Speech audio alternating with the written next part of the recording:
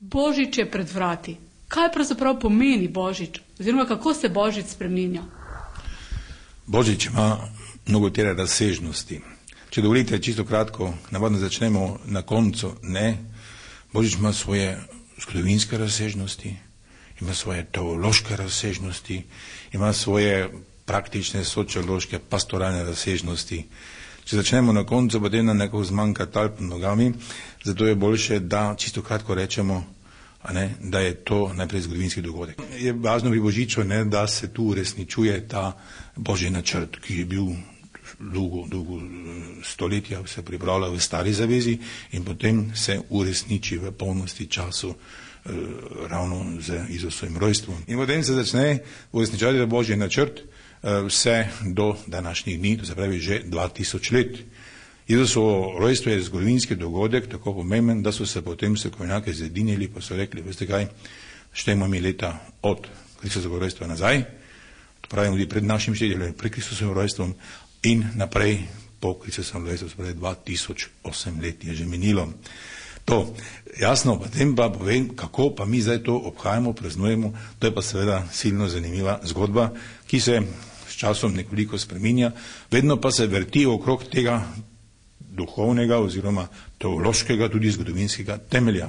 Vemo, da je Frančišek začel tam 1200 z običajem jaslic, se prej niso delali, takrat so potem nekako želi, da bi si to predočili, prej so romani hodili v svete kraje, pa so rekli, ja, vsi ne moramo te iti, torej si doma naredimo ta prizor, v redu, in so začeli potem z jaslicami, ki so se potem zelo razširile po vsem svetu. Svoje božične pesmi, ki so izraz te vere v Jezusa Kristusa in tega dogajanja, ki je povezano z njegovim prihodom.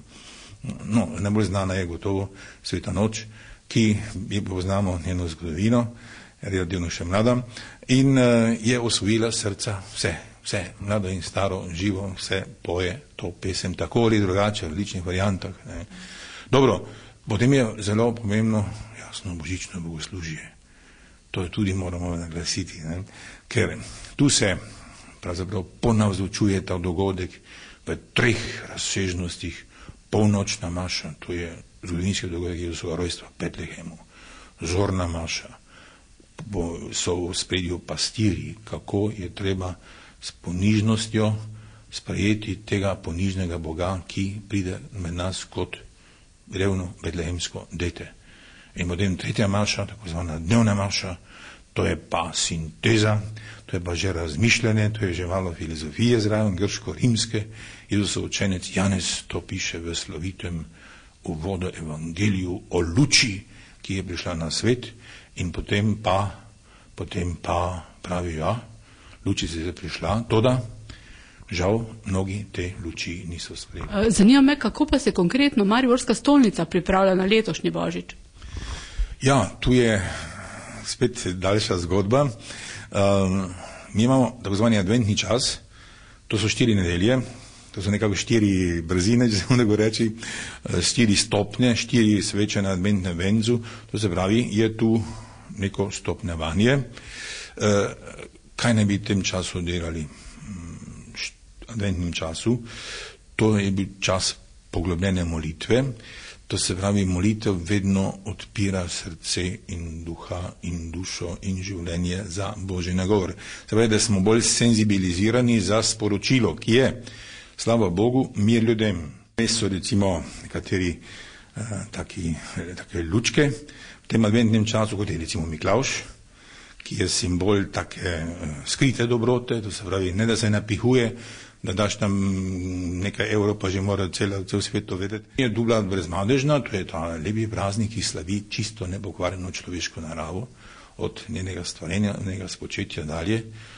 V Mariboru je to en tak lep dogodek, ko se zberemo recimo na glavnem trgu. Nismo originalni, 1 uro prej je vedno ta dogodek v Rimu, letos je bil, sem gledal sam po televiziji, papež prišel na Španski trg, kjer je tam tudi ravno tako kot v Mariboru obelisk in na njem kip, Marijin kip, in je tudi papež bil tam s tako lepo molitvijo in tako.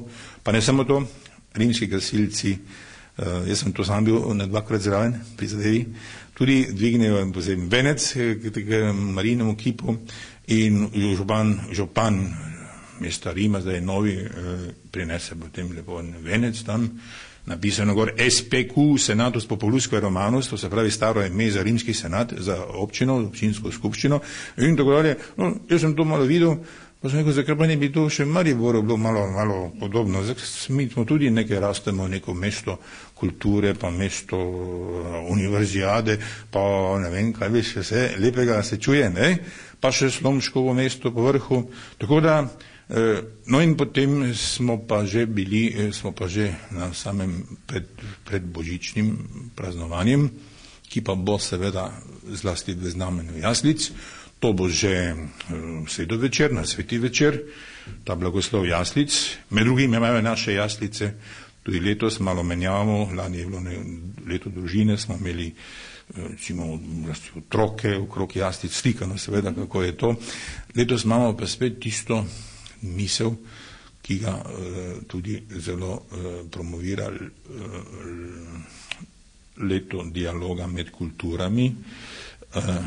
Na jaslicah vam svetujem, da si jih pogledate. Imamo simbol križ, sedmeroramni svečnik in islamski molilni tepih. To se pravi 3 svetovna verstva. Judovstvo, krščanstvo in islam. Ti so danes zelo merodajni v svetu in zelo lahko vplivajo na potek dogodkov. In ti morajo biti med seboj prijatelji, morajo biti sodelavci, ne pa kako je žal bilo. Zdaj bi morda rekla še okoli tega, Božič je lep praznik, pravijo, da je družinski praznik, pa vendar se zdi, da okoli Božiča ljudje veliko hodijo po trgovinah in da bolj razmišljajo o tem, kaj kupiti, kot pa o čem drugem. No saj, nekaj tega mora biti, saj po malem vsi hodimo tudi po trgovinah, tako da to še ni tako zlo. Če pretiravanje, potem pa je res nevarno, da je samo to. In tega se vsi nekako zavedamo. Tudi s temi lučkami ljubimi, saj imamo vse to lepo neka štimunga, kot se pravi vzdušje. Je to vse od tiste temeljnega dogajanja, da prihaja luč in da te lučke so tudi na nek način po pameti. Jasno, mi smo proti temu porabniškemu trendu in mislim, da vsi pametni ljudje skupaj z zdravniki tudi svetujejo, da je treba nekaj treznosti tudi v načinu življenja, prehrane in to. Adventni čas je čas pokornosti, posta, dobrodelnosti. Vidite, to so pa stvari, ki jih ne čujemo tako radi, ne? Mi smo malo zabredli v te kremplje tega porabništva in potem seveda posod ti samo kažejo, to še moraš imeti, to ti manjka, če hočeš biti to, še to kupi. Ja, potem je res hudo, če več ne vemo, se ne znamo, kot se reče, nekako obvladati, ne? In res izbirati isto, kar je potrebno. Nekaj je potrebno, gotovo. In zato smo veseli tudi drugega pojava, ki se tudi pred vrati in se že čuti, da odkrijemo tako zvane tradicionalne vrednote, katerim spada družina, katerim spada domovina, katerim spada vera, katerim spada ekologija, katerim spada delo za mir, človekove pravice, dostojanstvo žene, ampak kako?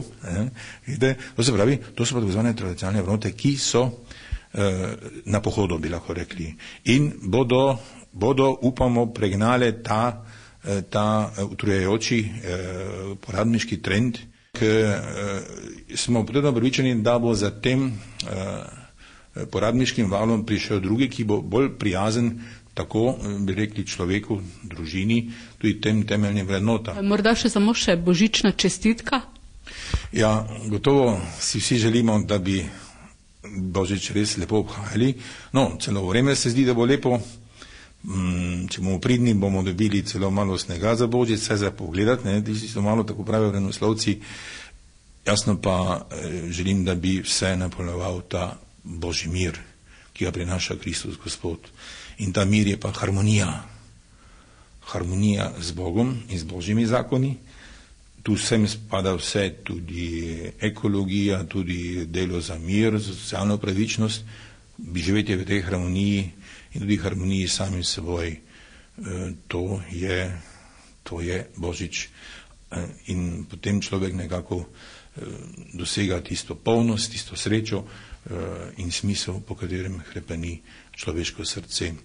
Jasno bo prav, da bomo skušali tudi ta Božji mir prinašati vsak svoje okolje, zlasti malim, ubogim, zapuščenim, žalostnim, tako da bo res nam vsem v polnosti veljal ta svetonočni angelski pozdrav, slava Bogu in mir ljudem.